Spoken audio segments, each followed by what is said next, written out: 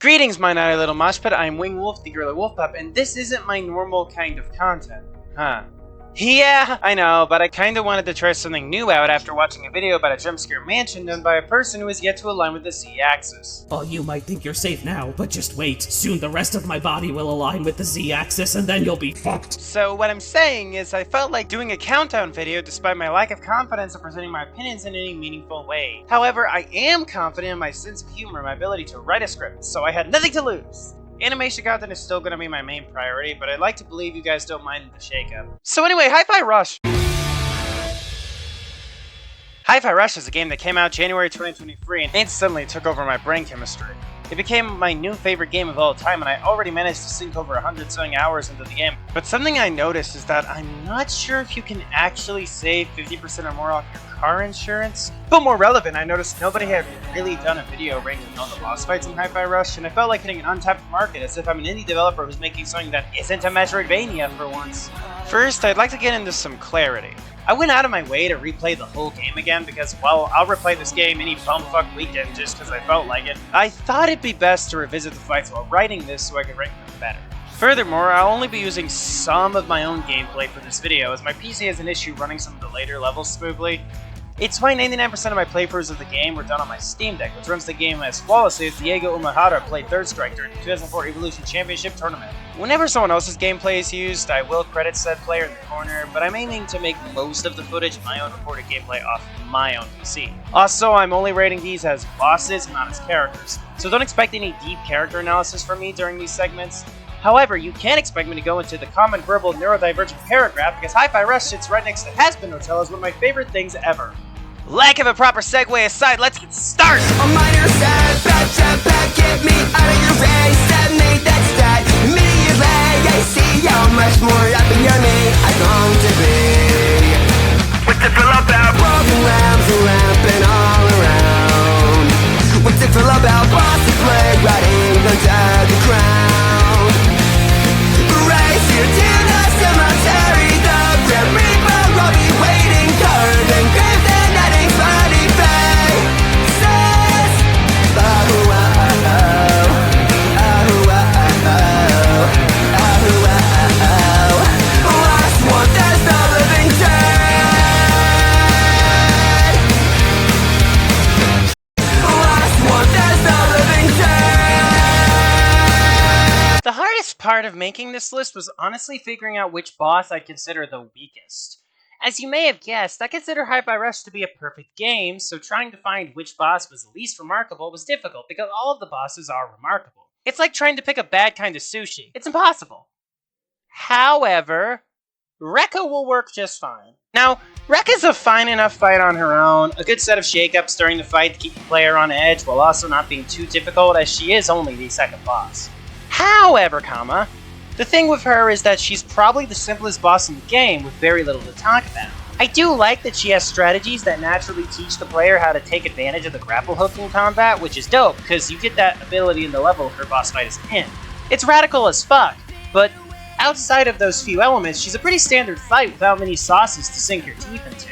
I think the fight's simpleness is conveyed more to me because I've played the game so many times, and when returning to this level on replays with all the abilities unlocked, you're able to easily take her out faster as she wasn't designed with Chai's full toolkit in mind, which is fine. Don't worry, I'm not criticizing the game. That's the last thing I want to do here. It's just Rekka, well, she kinda ended up at the lowest end of the ranking through process of elimination. And I don't even have a dock of shame or a boat of losers, so elimination isn't even fun for me to do. But hey, Rekka's a dope character, and I think it's funny when she grabs Chai and does a funny fighting game move on him.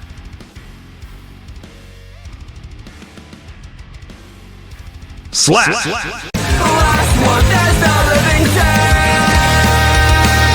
Okay, I got past the hard part of trying to pick the bottom of the ranking, which means I can stop worrying about needing to say anything remotely negative about Hi-Fi. So let's talk about how the QA1 mill should be the homework for a first boss that every future game should copy because holy Limp Bizkitting fuck! I'm probably not alone in saying that the QA1 mill did a fantastic job of giving me a great first impression of the game as a whole, and I think that's what ranks him higher than Rekka.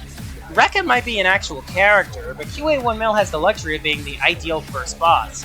So that wins out because it gives me a lot more to talk about. The fight runs on Nintendo logic. You know the drill. With big hands, you have to hit, and then you get a quick time event where you can land extra damage through a stylish sequence.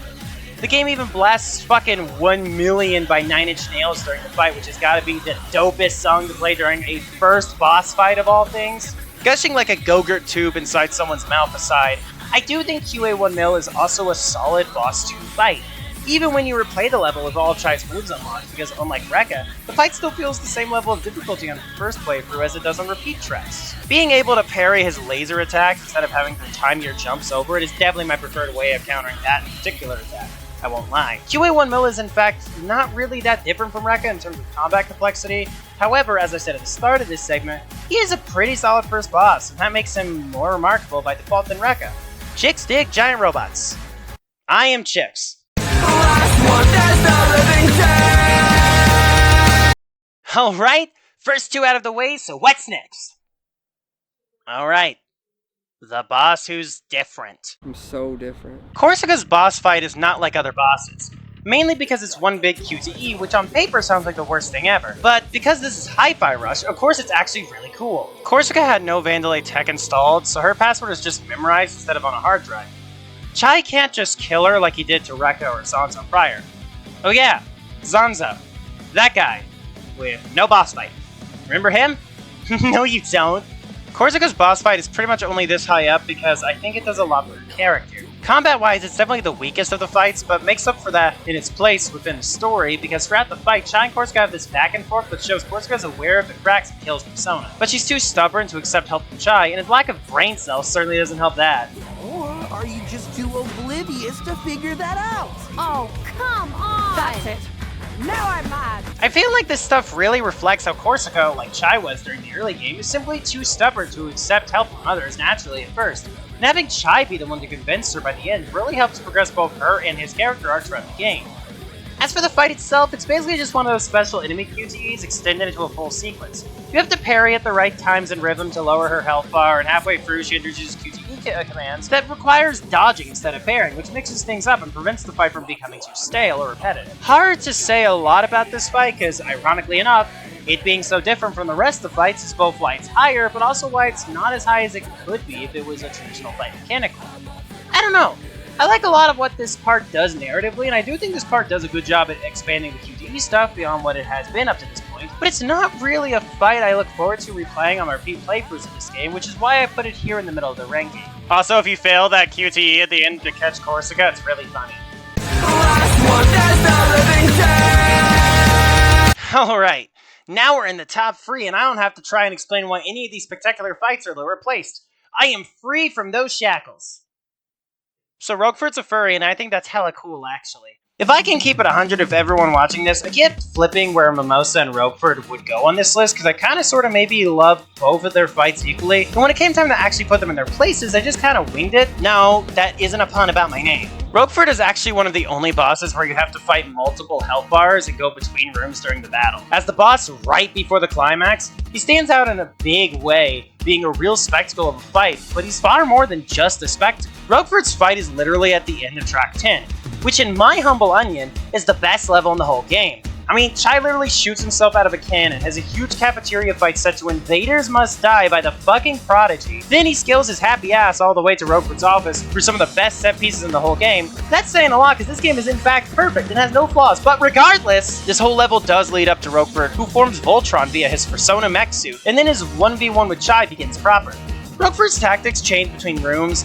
In room 1, he has a few simple moves that you can handle with simple parries, dodges, etc. But once you knock out his first phase, he launches Chai into room 2, where real shit starts happening, and he throws these green cyclones at you like he's the Disney Channel games, which can be taken care of by a quick summon of Korsica or by just running around like a dipshit. There's a QTE he'll do where you have to do a rhythm game with Korsica in order to launch his niche Disney Channel game show reference back at him for additional damage. After this, we move to room 3, where his DuckTales woohoo money stash is located. Ruford will start diving around and you have to basically keep away until you get an opening to hit him directly. A lot of moving parts go into this fight, and I think that makes it very engaging, especially when you consider the spot-on 10 out of 10 level that this boss is attached to. It's really the game at its highest point in terms of overall gameplay, presentation, and quality. Track 10 in general would be number 1 if this was a level ranking video, but this isn't, so we're gonna not worry about that. Ruford's boss goes hard, genuinely deserving of being in the top 3.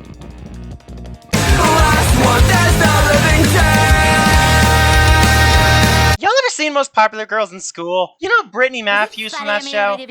Well, imagine if she was an anime villain, because that's just Mimosa. Mimosa is definitely higher than Ruford because her boss fight is flashier and has a level of strategy that I really appreciate in games like this. Basically, she's the monsoon or gimmicks of the game, where she's meant to throw off players who are trying to get through the game by just doing the bare minimum of combat. Mimosa comes in to put a stop to your disengaging ass and force you to actually take advantage of everything in Chai's toolkit, namely the summons. Basically, Chai is able to summon either Peppermint, Macaron, or Corsica via press of the trigger, and this is a really cool thing to pop during a combo for extra hits. And in the case of fighting Mimosa, it's the only way to destroy her shield so Chai can land hits on her actual health bar. Anyway, Rekka's girlfriend's dress shield also has these big fuck-off wings, so you also have to keep yourself on your toes, which at this point shouldn't be difficult because by now you've got used to the fact that this game has the lock-on button. As they say in California, it's not a mistake, it's a masterpiece, which this game is in fact one of those, that being a masterpiece. But back to Mimosa. The whole fight takes place on a stage, a lot like Warp Tour, except without all the sweaty band dudes or me chugging monster energy down my slutty throat like it's Fortnite slurp juice. The crowd is basically watching Chai fight Mimosa, and this actually does get to play into the fight itself, as you do this rhythm section where Mimosa is busting out Space Channel 5 dance moves and Chai has to respond to them in the quote retweets with his guitar playing, which is not only a neat homage to past rhythm games, but also it's just a really dope set piece to throw into this battle considering the environment it takes place in. Whenever people say Hi-Fi Rush has Scott Pilgrim vibes, I always think about this particular fight because it reminds me a lot of the bass battle between Scott and Todd in that series, except Chai isn't a bass player and Mimosa isn't a himbo. The fight has way more to keep the player on their toes than other bosses, as Mimosa also will throw a wall up and then you have to destroy the barriers or Peppermint and Macaron's assist power. She has other stuff like her spotlight sequence or the bit where she has enemies line up and you have to block them, but those aren't really anything to write home about compared to the rest of the fight. It gets started. Mimosa is, in my opinion, an incredibly well put together fight because both the environment, the various tactics she throws at you, and even the added QTE stuff all come together to make the boss feel like an actual battle of the bands, live in front of thousands. Mimosa wanted to give everyone a show and boy did she deliver! Okay, so regardless of how often this list was rearranged during the creation process, I went into this countdown knowing exactly which of the bosses would land at the top spot. Because he's the perfect drug.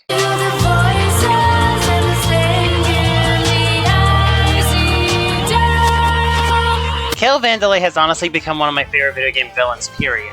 As a character, he's an excellent opposite to Chai.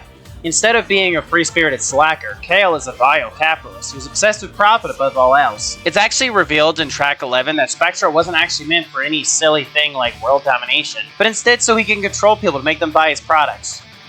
So basically what Apple's been doing for the last 10 years. But if we're talking as just a boss fight, Kale is 100% the best of the best in terms of throwing everything the game has to operate you for one final climax battle. Kale has several moves that exist exclusively to be countered by each and every one of Chai's abilities. Little drone lasers to parry, thunder strikes to dash dodge away from, and halfway through the fight, he summons these robot arms that look like the Raimi-verse versions of Doc Ock's arms that basically require you to use Peppermint, Macaron, and Corsica's assist moves at the right times in order to destroy them. This fight is insane, and on the harder difficulties, it could be easy for it to overwhelm a far more reckless player, which is something I think is dope, actually. On normal, however, it is manageable if you're willing to use everything at your disposal to fight him.